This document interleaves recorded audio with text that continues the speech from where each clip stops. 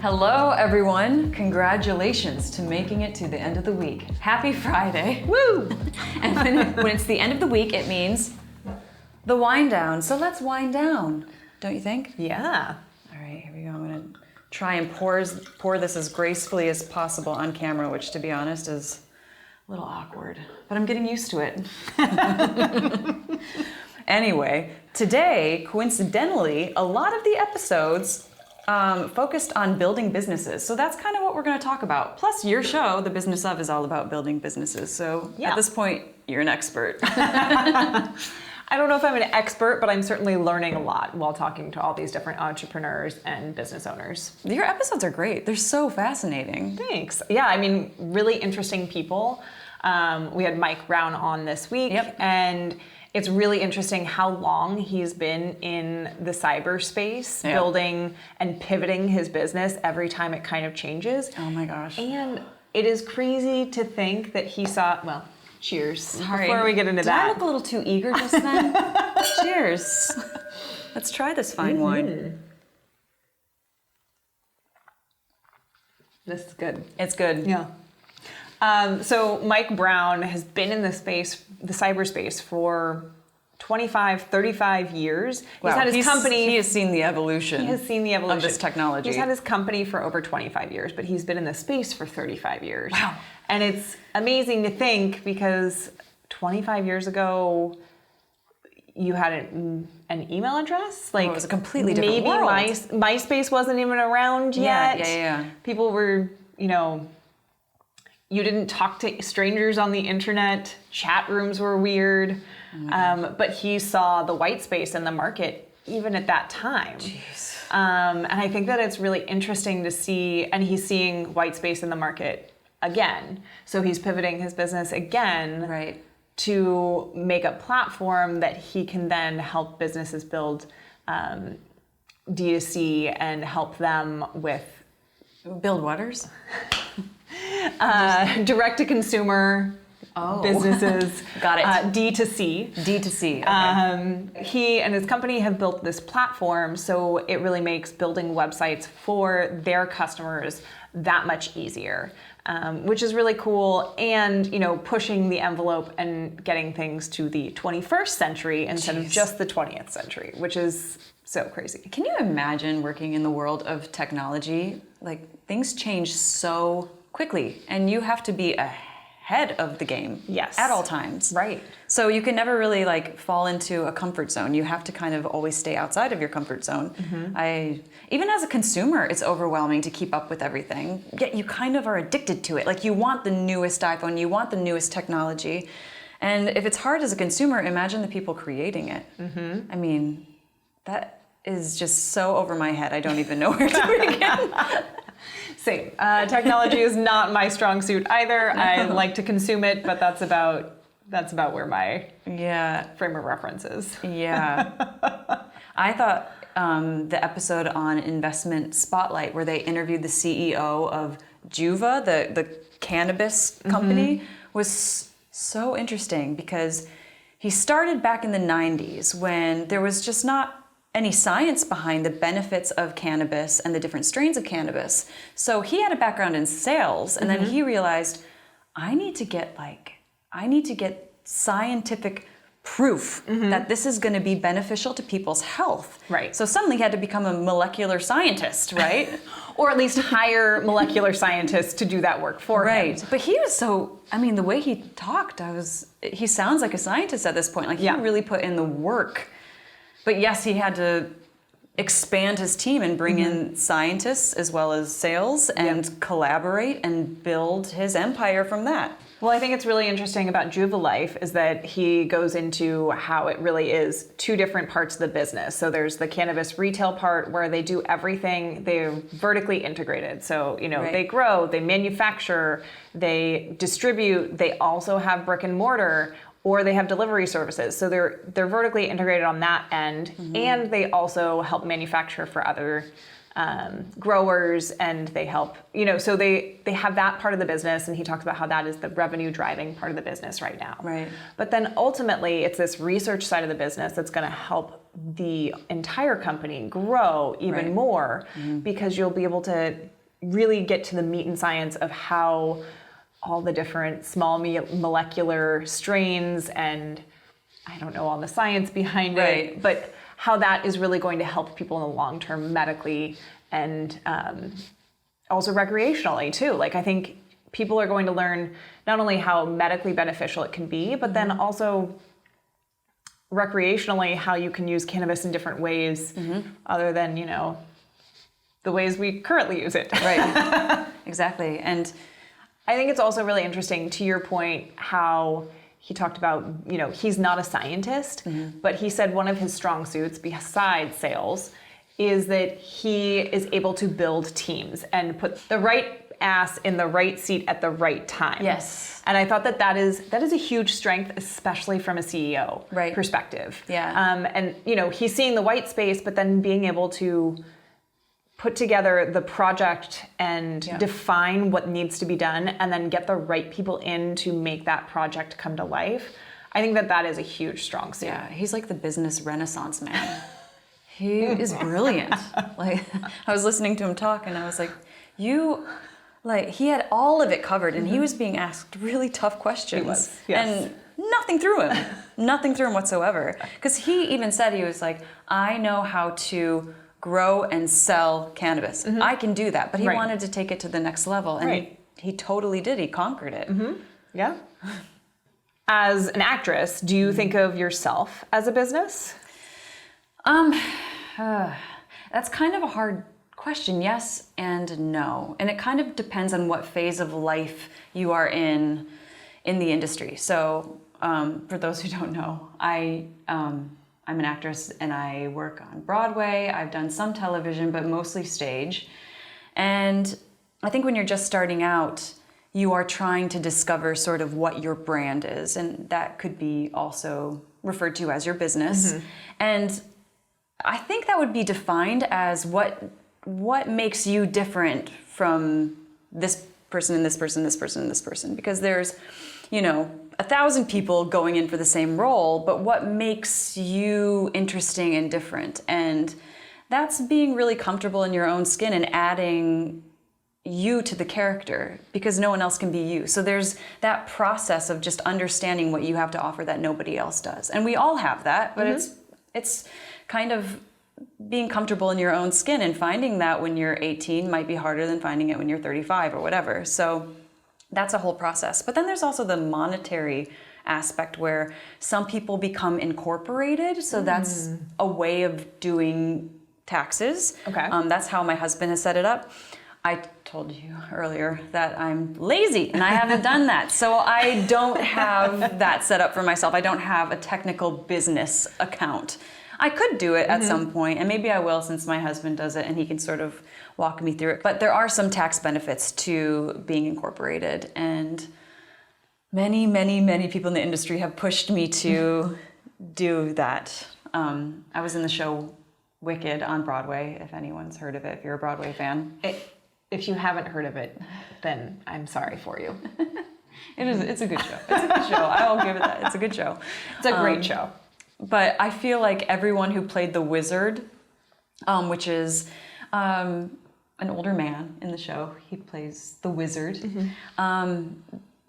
They've typically been in the industry for a long time, and I feel like every single wizard was on my ass, and they were like, get incorporated. So if the wizard says to do it, you should do it. That was my takeaway. So yeah, that's kind of how it works in the industry. It's more of a mindset, and now that there's social media too, you are building a brand, and it has become important. Casting directors are checking out your social media, how many followers you have, how interesting is your content, and how are you branding yourself. And it's a whole world that is really hard to keep up with, because when I started, that did not exist. It was just about how well you did in the audition room, which was kind of nice. Yeah, and I missed that, and it's still important, but there is this added element of having an online presence that is interesting. And So your business and your brand is who you are, not only on stage, which is your actual job, but then your entire brand, which is your behind the scenes and backstage, and your personal life is also part of your brand these days. Yes, which complicates things a little bit. You know, how much do you want to comfortably share, and how do you want to market yourself? These are all questions you have to ask yourself every day, and keeping up with it and not exhausting yourself with it as well. Right. It's a lot. Again, it's as technology is progressing, and I think in every industry we're trying to stay relevant, because especially with social media, I think every industry is trying to play catch up with this because it's growing so quickly. Now it's all about TikTok. Right. I am trying. Good for you. But it's hard. Yeah. It's hard. Like, we need to get on TikTok. We need to drink the bottle, and then we'll do one of those TikTok dances. Yeah. And it's going to go viral. We're going to break the internet. Right. I don't know. She'll be better at the dancing part. I'll just drink the wine. We'll just do a bloopers of me teaching dance moves to Hillary. It'll be hilarious, I'm sure. Million views. Yeah, exactly. On Estate Planning 101, they talked about business succession, which right now we're talking about how hard it is just to stay relevant. Right.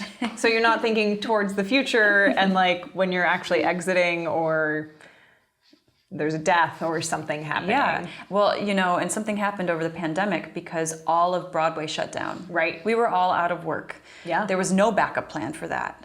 I mean, because it's never happened before. It's never happened before. And my husband and I went into mortgage forbearance because we had to. And I mean, to be honest, we started having to plan because now we have a child. And it used to be like, oh, we could live job to job to job. And we didn't really worry that much about things. But now we have a kid. And if there's another global pandemic, I mean, really, we are still in one. Right. But if there's another global pandemic, we can't afford to let this happen again. So both of us went back to school.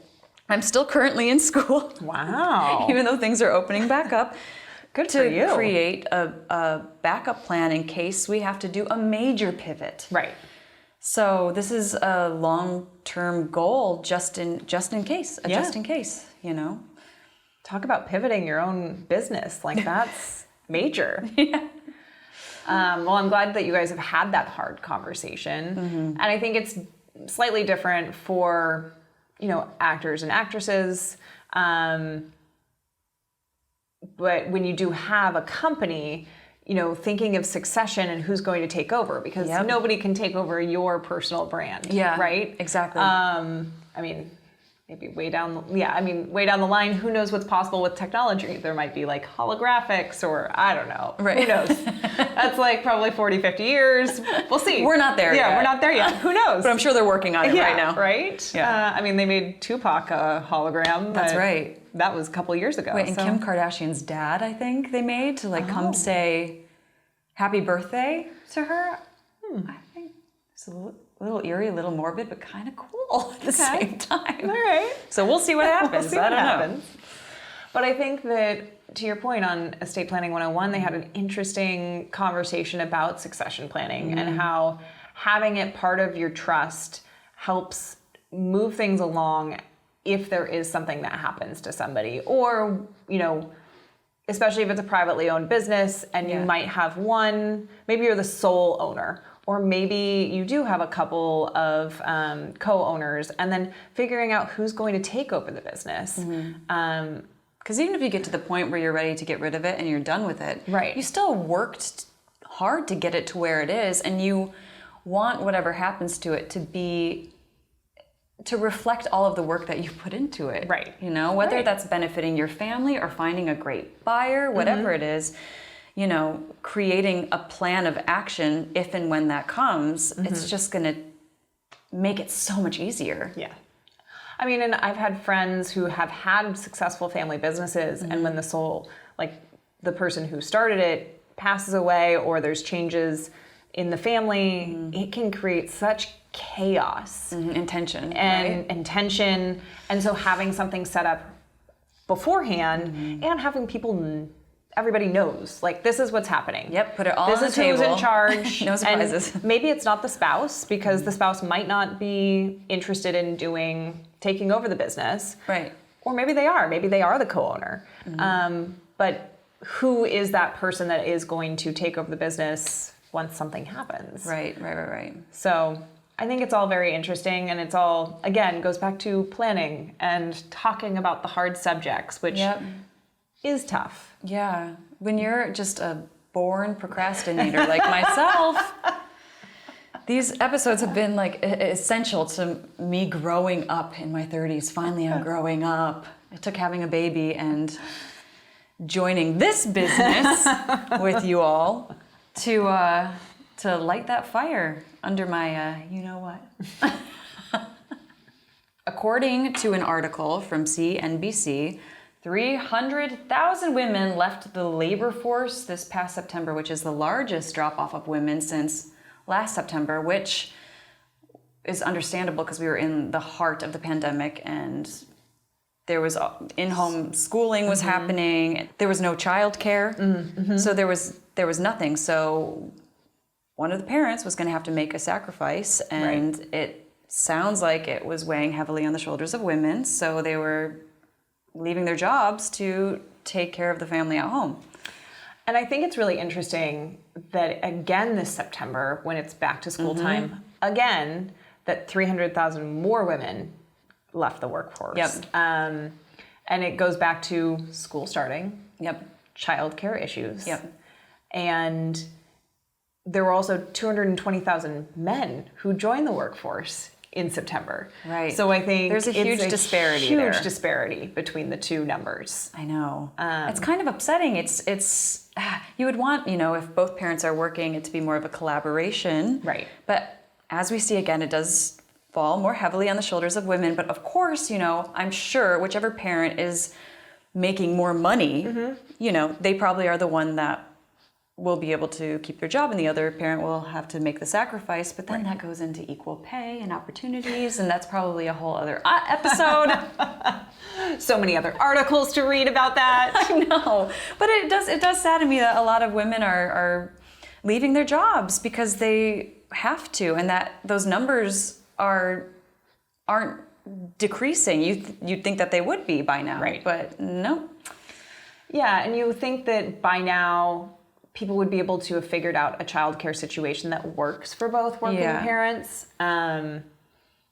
Clearly it hasn't, and I think childcare is still tough. I think there's a lot of fear that we still are feeling. I think a lot of families are feeling it, and we're worrying for our children, and I don't think people are relaxed enough to fully give in to full-time childcare at this point, which you can't blame anyone. It's been scary. Well, it's also the added cost. Like, you may not have had to pay for it pre-pandemic, but now you have to pay. And families took a hit this past year as well. Exactly. Yep. Pay a premium for childcare where maybe the monetary situation is, or the monetary solution is for one of the parents to leave the workforce, because what you would pay in childcare it isn't more than what you get on your paycheck. Exactly.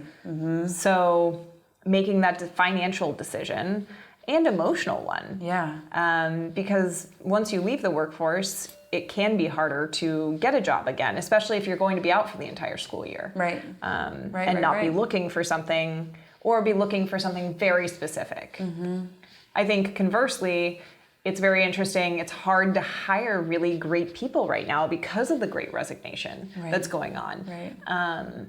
So you would think that these 300,000 women who left the workforce would feel empowered enough to have conversations with their bosses, with their companies, so that they could hopefully make some concessions to be able to keep their job, but also do what they need to for their families.